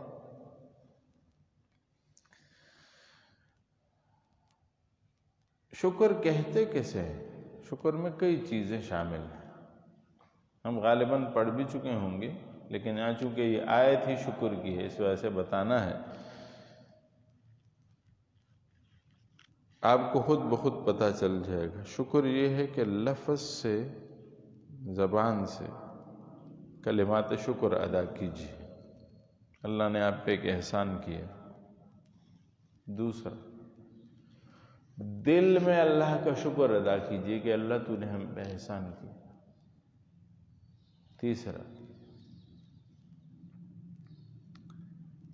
اپنے اوپر اس نعمت کو ظاہر کیجیے تاکہ پتہ چلے کہ آپ اس نعمت کے ساتھ لطف اندوز ہو رہے ہیں، خوش ہو رہے ہیں۔ تیسرا، چوتھا، اس نعمت کو لوگوں میں تقسیم کیجیے، اگر ایسی نعمت ہے اسے لوگوں تک پہنچائیے۔ مثلا اب آئیے میں دو نعمتوں کا فرض نقطہ ذکر کر دیں، ان کو کیسے شمار کریں؟ نعمتوں کو شمار نہیں کر سکتے، ایک نعمت کے کتنے فائدے ہوتے ہیں۔ یہ اللہ جل شانہ نے بازو دیا، یہ نعمت ہے، یہ کلائی دی، یہ کوہنی دی، یہ بھی نعمت ہے، یہ کلائی دی، یہ بھی نعمت ہے، پھر ہاتھ دیا، یہ بھی نعمت ہے، ہاتھ میں انگلیاں دی، یہ بھی نعمت ہے، انگلیوں میں پورے دیے، یہ بھی نعمت ہے۔ اب اس ایک ہاتھ کے کتنے فائدے آدمی کب گن سکتا ہے؟ اس سے آدمی پکڑتا بھی ہے، اس سے آدمی لکھتا بھی ہے، اس سے آدمی کھاتا بھی ہے، اس سے آدمی مارتا بھی ہے، اس سے آدمی حیوان کو سہلاتا بھی ہے، اسی کو محبت و شفقت میں کسی کے سر پہ رکھتا ہے۔ تو اس ہاتھ کے ہزاروں کام ہیں، ہزاروں فائدے ہیں، لیکن کب پتہ چلتا ہے؟ جب یہ ہاتھ نہیں ہوتا، تب پتہ چلتا ہے کہ اسے اس جگہ بھی استعمال کرتے تھے، اس جگہ بھی استعمال کرتے تھے، اس جگہ بھی کام آتا تھا، اس جگہ بھی کام آتا تھا، پھر فائدے کھلتے ہیں۔ تو ایک نعمت کے کتنے فائدے ہیں اس کو تو شمار ہی نہیں۔ اللہ فرماتے ہیں ان تعدوا نعمت اللہ لا تحصوها، اگر نعمتوں کو شمار کرو بھی نہیں شمار کر سکتے، فائدے کہاں شمار کر سکتے؟ باہر کے فرمایا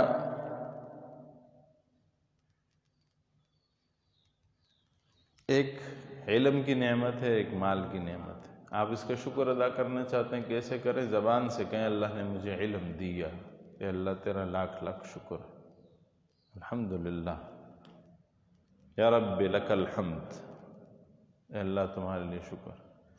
دوسرا، دل میں اسے مانے، دل سے اندر سے اقرار کرے کہ اللہ تیرا شکر ہے کہ تو نے مجھے علم دیا۔ یہ صرف زبان سے نہ ہو، دل زبان کے رستے پر ہو۔ تیسرا، اپنے اوپر اس علم کو دکھائے، یعنی عمل کرے گا تو لوگوں کو پتہ چلے گا کہ اس کے پاس علم ہے، اس علم کے مطابق عمل کرے۔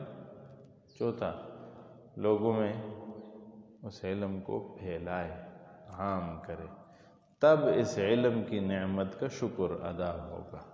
اسے الحمدللہ الحمدللہ کرے گا تو اس سے شکر صرف ادا نہیں ہوگا۔ سمجھ گئے بات؟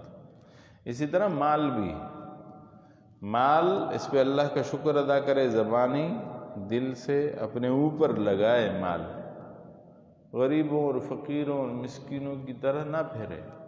اس کے پاس مال ہے تو اپنے اوپر لگا کے لوگوں کو دکھائے کہ مجھ پہ اللہ کا یہ کرم ہوا ہے، اور پھر اس مال کو لوگوں میں تقسیم کرے تاکہ اس کا جو حق ہے وہ ادا ہو جائے۔ فرمایا لَئِن كَفَرْتُمْ نِعْمَتِي، اگر تم میری نعمت کا انکار کرو، ناشکری کرو، إِنَّ عَذَابِي لَشَدِيدٌ، میرا عذاب شدید ہے۔ کیا مطلب؟ مظہری کہتا ہے تقدیرہ اعذبکم عذابا شدیدا بسلب النعمت فی الدنیا والعذاب فی الآخرہ لأن عذابی لشدید۔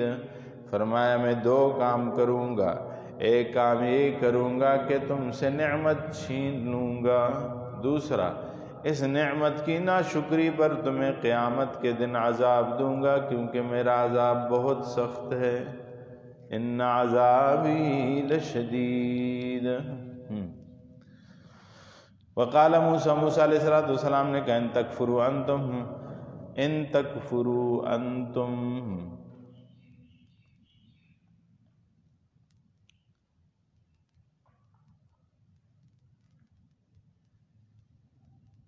اگر تم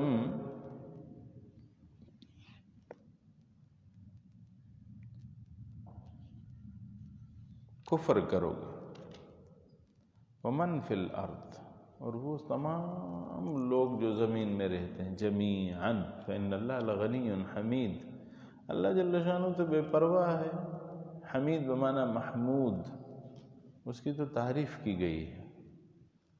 ایک شیخ الہند صاحب معنی کرتے ہیں حمید لغنی بے پرواہ ہے، لحمید سب خوبیوں والا ہے، اس کے پاس تو بہت سی خوبیاں۔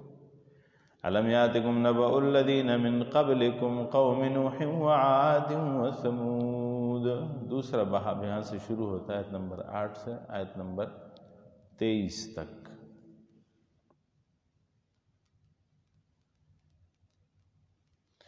اس میں 5 امور ذکر ہوتے ہیں۔ پہلا امر ہے تذکیر فی واقعات الانبیاء مع المشرکین و نزول عذاب علی المشرکین۔ انبیاء علیہ السلام مشرکین کے پاس آتے، دعوت دیتے، کیا ہوتا تھا، پھر عذاب مشرکین پر آتا، اس کا ذکر۔ دوسرا ہے مثال اعمال مشرکین آیت نمبر 14۔ تیسرا ہے دلیل عقلی ثانی مختصراً آیت نمبر 19۔ مثال اعمال مشرکین میں آیت نمبر 18 ہے اور دلیل عقلی ثانی مختصر ہے آیت نمبر 19۔ تذکیر ہے واقعات اخرویہ پر آیت نمبر 21 اور بشارت ہے آیت نمبر 23۔ بشارت معنی خوشخبری، تخویف معنی ڈراوا، تذکیر معنی یاد دلانا۔ فرمایا الم یاتکم نبأ الذین، کیا نہیں آیا تمہارے پاس خبر، نبأ الذین خبر ان لوگوں کی، من قبلکم جو تم سے پہلے گزرے، کون؟ قوم نوح وعاد وثمود، قوم نوح، قوم عاد اور قوم ثمود، والذین من بعدہم اور وہ لوگ جو ان کے بعد ہوئے، پیچھے ہوئے، لا یعلمہم الا اللہ، نہیں جانتا کسی کو خبر نہیں ان کی مگر اللہ کو۔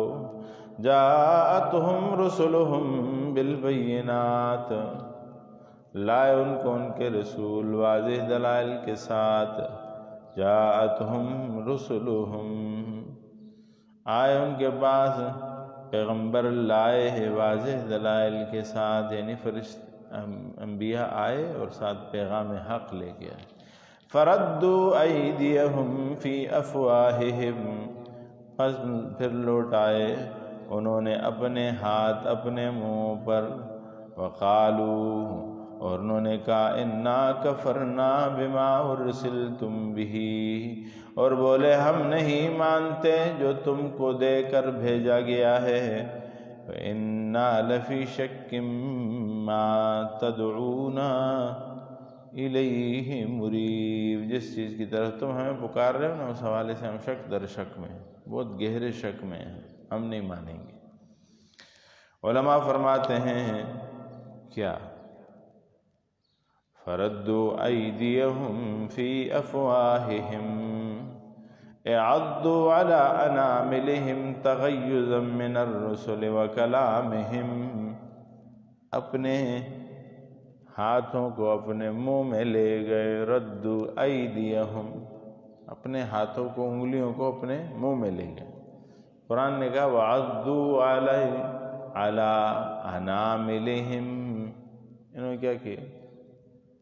اپنی انگلیوں کو اپنے منہ میں لے گئے اور ان کو کاٹا۔ کیوں؟ تغیظا من الرسل، انبیاء پر غصہ تھا، وکلامہم، ان کی باتوں پر غصہ تھے، اس وجہ سے۔ فرمایا فردوا ایدیہم، دوسرا معنی مولانا حسین علی رحمۃ اللہ علیہ کا خلاصۃ التفاسیر نے بھی یہی معنی کیا، اور مولانا شیخ الہند رحمۃ اللہ علیہ نے یہ معنی کیا۔ فردوا، پھر لوٹائے انہوں نے اپنے ہاتھ اپنے منہ میں، اپنے منہ میں اپنے ہاتھ لوٹائے۔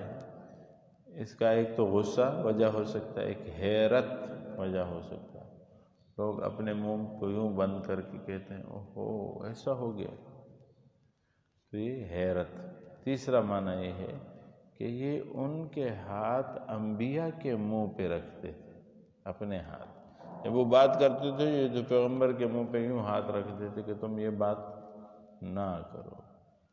وقالوا اور کہتے انا کفرنا بما ارسلتم به، ہم انکار کرتے ہیں اس چیز کے ساتھ جس کے ساتھ تم ارسلتم به فی زعمکم وَإِنَّا لَفِي شَكٍّ مِّمَّا تَدْعُونَا إِلَيْهِ مُرِيبٍ من الایمان باللہ وتوحیدہ، اے مریب اے موقع للریبت او زید ہیبت، بہت بڑا شک۔ قالت رسولہم، کہا ان کے رسولوں نے، فی اللہ شک، ان کے اللہ جل شانہ میں شک کرتے ہو، استفہام انکاری ہے، کہ اللہ میں شک کرتے ہو، کون سا اللہ؟ فاطر السماوات والارض، جو آسمان و زمینوں کا فاطر ہے، فاطر مانا مبدع مخترع، فاطر السماوات مبدع السماوات مخترع السما، نیا بنانے والا، نیا ایجاد کرنے والا، پیچھے ذکر کیا وَإِنَّا لَفِي شَكٍّ مِّمَّا تَدْعُونَا إِلَيْهِ مُرِيبٍ۔ کلمات القرآن میں شیخ مخلوف کہتے ہیں الیہ مریب، اے موقع فی الریبت والقلق، قلق میرے دل میں قلق ہے، قلق معنی شک، ایسا گہرا شک ہے کہ دل رک جاتا ہے، قلق ہے میرا دل، یہ بات قبول کرنے کے لیے تیار نہیں ہے۔ قالت رسلہم، وہ کہہ رہے ہیں شیخ مخلوف، قالت رسلہم، کہا رسولنا، فی اللہ افی توحید اللہ، کہ اللہ کی توحید میں شک ہے، کون سا اللہ؟ فاطر السماوات مبدع السماوات ومخترع السماوات والارض، یدعوکم، تمہیں پکارتا ہے، لیغفر لکم، تاکہ تمہیں معاف کرے، ہٹائے تم سے، من ذنوبکم، تمہارے گناہوں کا بوجھ معاف کر دے تمہیں، ویؤخرکم الی اجل مسمی، اور مؤخر کرے تم کو الی اجل مسمی، مخصوص نیٹے تک۔ قالوا، انہوں نے کہا، ان انتم الا بشر مثلنا، نہیں آپ مگر بشر ہماری طرح، تریدون ان تصدونا عما کان یعبد آباؤنا، کہا کہ تم ہماری طرح بشر ہو، ہماری طرح انسان ہو، تو تریدون، تم چاہتے ہو، ان تصدونا عما کان یعبد آباؤنا، کہ روک دو ہمیں ان چیزوں سے جن کو پوچھتے تھے ہمارے آباء و اجداد، فاتونا بسلطان مبین، ہمارے پاس کوئی کھلی دلیل لاؤ۔ قالت لہم رسلہم، کہا رسولوں نے انہیں، ان نحن الا بشر مثلکم، نہیں ہے مگر ہم آپ کی طرح بشر ہیں، ولکن، یعنی کافر سے بھی اللہ نے اقرار کروایا کہ وہ کہے کہ پیغمبر بشر ہوتا ہے، پھر پیغمبروں سے بھی اقرار کروایا، صرف حضور نے نہیں کہا قل انما انا بشر مثلکم، قرآن کہہ رہا ہے۔ قالت لہم رسلہم، سارے رسولوں نے اپنی ساری امتوں کو کہا، ان نحن الا بشر مثلکم، ہم نہیں ہیں مگر تمہاری طرح بشر ہیں، ولکن اللہ یمن علی من یشاء من عبادہ، ولیکن اللہ، لیکن اللہ جل شانہ، یمن، احسان کرتا ہے، من یشاء، جس پہ چاہے، من عبادی، اس کے بندوں میں سے، وما کان لنا ان ناتیکم بسلطان الا باذن اللہ، اور ہمارا کام نہیں کہ لے آئیں تمہارے پاس سند مگر اللہ کے حکم سے، وعلی اللہ فلیتوکل المؤمنون، اور اللہ جل شانہ پر چاہیے کہ توکل کرے مومن۔ وما لنا، اور کیا ہے ہمارے لیے، اللہ نتوکل علی اللہ، کوئی وجہ نہیں ہے کہ ہم توکل نہ کریں اللہ جل شانہ پر، ہاں کوئی وجہ نہیں ہے۔ وما لنا اللہ نتوکل، کیا ہے ہمارے لیے وجہ کہ ہم توکل نہ کریں اللہ پر، وقد ہدانا سبلنا، اور اس نے دکھائے ہم کو ہمارے رستے صلاح کے رستے فلاح کے رستے، ہمیں اللہ جل شانہ نے دکھائے۔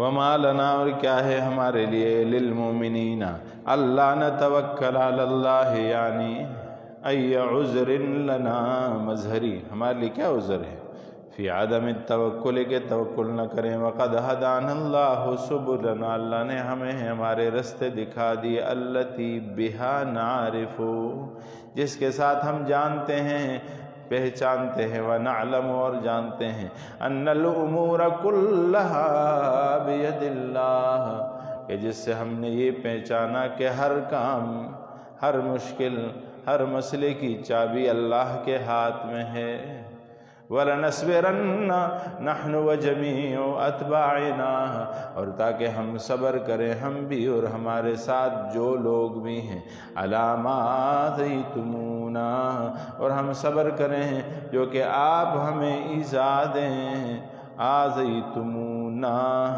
جو آپ ہمیں ایذا دیں، تکلیف دیں، کون، ایھا الکفار کافرو، تم اگر تکلیف دو تو، وعلی اللہ فلیتوکل المتوکلون، یہاں مشورہ دیا جا رہا ہے، اور اللہ جل شانہ پر چاہیے کہ توکل کرنے والے توکل کریں، توکل کرنے والے کون ہیں، مومنین ہیں، ومن یتوکل علی اللہ فہو حسبہ، قرآن کریم کہہ رہا ہے کہ متوکلین جو ہوتے ہیں مومنین، وہی اللہ پہ توکل کرتے ہیں، وقال الذین کفروا، کا ان لوگوں نے جنہوں نے کفر کیا، لرسلہم، اپنے رسولوں کو، لنخرجنکم من ارضنا، خامخواہ ہم نکال دیں گے تم کو اپنی زمین سے، او لتعودن فی ملتنا، یا تم لوٹ آؤ گے ہماری ملت میں، ہاں ہماری ملت میں، یعنی ہمارے ساتھ ہو جاؤ گے اور ہماری بات مانو گے اور ہمارے ساتھ چلو گے، لنخرجنکم من ارضنا لتعودن فی ملتنا، جمع الکفار بانکارہم دعوی الرسالہ وعیدہم بالاخراج، وحلفوا ان یکون احد الامرین، اما اخراجہم الرسل او عودہم، یعنی سیرورت الرسول الی ملتہم، کہ مظہری نے کیا لکھا، تفاسیر نے لکھا کہ وہ یہ کوشش کر رہے تھے کہ ہم ان کو علاقے سے نکال لیں، اور اگر یہ علاقے سے نہیں نکلتے تو پھر کیا کریں، یہ ہماری ملت میں واپس آ جائیں، ایسا نہیں ہوگا کہ یہ علاقے میں بھی رہیں اور ہماری ملت سے باہر بھی رہیں، مخالف رہیں، اگر مخالفت کریں گے تو نکلے، فَأَوْحَىٰ إِلَيْهِمْ رَبُّهُمْ، بس وہی کی ان کی طرف ان کے رب نے، لَنُهْلِكَنَّ الظَّالِمِينَ، کہ ہم ہلاک کریں گے ظالموں کو، خامخواہ، لَنُهْلِكَنَّ، شیخ الہند معنی کرتے ہیں، لَنُهْلِكَنَّ، ہم غارت کریں گے ان ظالموں کو، وَلَنُسْكِنَنَّكُمُ الْأَرْضَ، اور ہم آباد کریں گے تم کو زمین میں، مِن بَعْدِهِمْ، ان کے بعد، ذَلِكَ لِمَنْ خَافَ مَقَامِي وَخَافَ وَعِيدِ، یہ ان لوگوں کے لیے ہے جو ڈرتا ہے کھڑے ہونے سے میرے سامنے، وخاف وعید، اور میرے عذاب کے وعدے سے ڈرتا ہے، لمن خاف مقامی، اے موقفہ بین یدی للحساب، میرے سامنے حساب کے دن حساب دینے سے جو ڈرتا ہے، وخاف وعید، اللہ کیا فرماتے ہیں قرآن کریم سورہ رحمان میں، کہ اس کے لیے 2 جنتیں ہیں جو میرے سامنے آنے سے ڈرتا ہے، کس طرح وہ آیت کریمہ،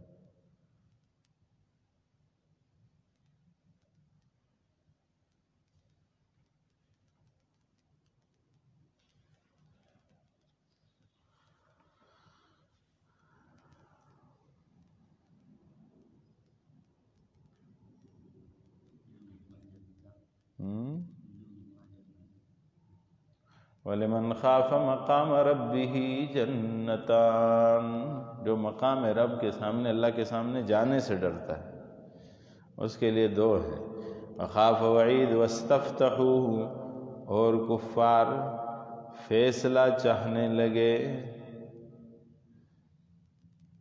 استنصر الرسل باللہ علی الظالمین، مدد چاہی اللہ جل شانہ کے رسولوں نے اللہ سے ظالموں کے مقابلے میں ایک معنی یہ کی وَاسْتَفْتَحُوا وَخَابَ خَابَ خَسِرَ وَهَلَكَ كُلُّ مُتَعَازِمٍ مُتَكَبِّرٍ، ہر بڑے اور تکبر کرنے والے کو ہلاکت ہوئی، خسران ہوا۔ وَخَابَ كُلُّ جَبَّارٍ عَنِيدٍ، جبار سرکش، عنید معنی ضدی، ضدی کا کیا معنی عربی میں کیا گیا ہے؟ معاند للحق، جو حق کا معاند ہو، ومجانب لہ، اس کے سامنے کھڑا ہونے والا، سائڈ پہ کھڑا ہونے والا، نہ ماننے والا، اس سے اعراض کرنے والا، انکار کرنے والا، اور ایسا جان بوجھ کے کرنے والا۔ من ورائہ جہنم، بمعنی پیچھے اس کے پیچھے جہنم ہے۔ وَيُسْقَى مِن مَّاءٍ صَدِيدٍ، پیچھے اس کے دوزخ ہے اور پلائیں گے اس کو پانی پیپ کا گندا، زخموں سے جو پانی رستا ہے اسے کہتے ہیں ماء صدید۔ ما یسیل من اجساد اہل النار، اہل نار کے اجساد سے جو یسیلو گرتا ہے۔ یتجرعہ، تکلیف سے گھونٹ بھرے گا، ولا یکاد یسیغہ، اور قریب نہیں ہوگا کہ گلے سے آسانی سے اترے۔ یتجرعہ یتکلف بلہ لحرارتہ ومرارتہ، ایک تو وہ گرم ہوگا بہت زیادہ، اس وجہ سے نہیں گزرے گا، دوسرا وہ کڑوا ہوگا بہت زیادہ۔ ولا یکاد یسیغہ، قریب نہیں ہوگا کہ گلے سے اتر جائے۔ یبتلعہ لشدت کراہتہ ونتنہ، اس میں کراہت اور نتن اور بدبو ہوگی، اس وجہ سے وہ گلے سے نیچے نہیں جائے گا۔ ویاتیہ الموت، اس کے پاس آئے گی موت، من کل مکان، ہر جانب سے، وما ہوا بمیت، وہ مرے گا نہیں۔ ومن ورائہ عذاب غلیظ، اور اس کے لیے ہے، اس کے پیچھے عذاب ہے غلیظ، گندا عذاب۔ مثل الذین کفروا، مثال ان لوگوں کی جنہوں نے کفر کیا، بربہم، ان کے رب کے ساتھ، اعمالہم، ان کے اعمال، کرماد اشتدت بہ الریح، مثل راکھ کہ سخت ہو جائے اس کے ساتھ ہوا، فی یوم عاصف، آندھی کے رات میں، آندھی کے دن میں، شدید حبوب الریح، ہوا سخت ہو۔ لا یقدرون، وہ قادر نہ ہو، مما، اس چیز پر، کسبوا، علی شیء، جو کسب کیا انہوں نے، کسی چیز پر قادر نہ ہو جو ان کے ہاتھوں میں نہ ہوگا، اپنی کمائی میں سے کسی پر قادر نہیں۔ شیخ الانسان معنی کرتے ہیں ذالک هو الضلال البعید، یہ ہے گمراہی دور کی۔ الم تر، کہ آپ نہیں دیکھتے، ان اللہ خلق السماوات والارض بالحق، کہ اللہ نے پیدا کیا آسمان و زمین کو حق کے ساتھ، یشاء یذہبکم ویأتی بخلق جدید، اگر وہ چاہے تو لے جائے تمہارے ساتھ اور لائے کوئی پیدائش نئی مخلوق۔ ما ذالک علی اللہ بعزیز، اللہ پہ کوئی مشکل نہیں ہے، اللہ کے لیے کیا مشکل ہے۔ وَبَرَزُوا لِلَّهِ جَمِيعًا، خَرَجُوا مِنَ الْقُبُورِ لِلْحِسَابِ، تذکیر ہے واقعات اخرویہ کے ساتھ۔ برزو، ظاہر ہوں گے، للہ، اللہ کے لیے، جمیعاً سارے۔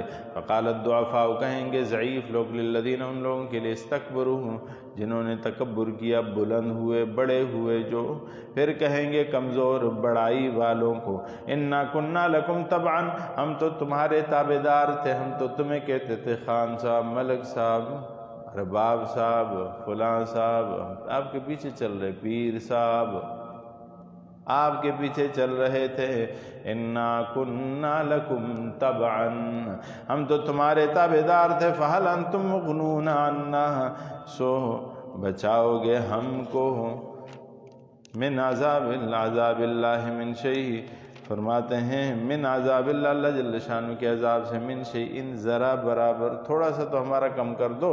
قالوا، وہ کہیں گے، لو ہدانا اللہ لہدیناکم، وہ کہیں گے ہم تو خود گمراہ تھے، تمہیں کیسے ہدایت دیتے ہیں، اگر اللہ ہمیں ہدایت دیتا ہم تمہیں ہدایت دے دیتے۔